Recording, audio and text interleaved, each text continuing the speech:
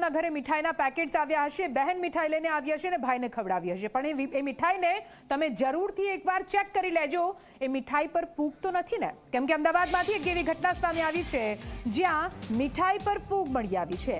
તહેવારોની સિઝનમાં ફૂગવાળી મીઠાઈનો સિલસિલો યથાવત જોવા મળી રહ્યો છે. અમદાવાદના પાલડીમાં જય સિયારામ દુકાનના પેંડામાં ફૂગ હોવાનો આક્ષેપ કરવામાં આવ્યો.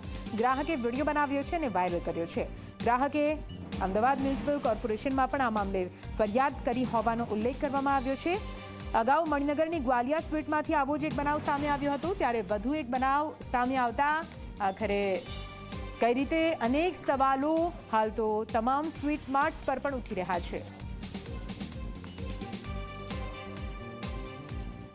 શનિવારે 17મી તારીખે સવારે 10:30 વાગે જય સિયારામની પાલડી બ્રાન્ચમાંથી મેં જય સિયારામના 3 કિલો પેંડાના 6 પેકેટ લીધા અને આજે સવારે 19મી તારીખે સવારે 10 વાગે ખોલ્યા રક્ષાબંધન વખતે, ત્યારે એમાંથી બધા પેકેટમાં ફૂગ વળી ગયેલી હતી.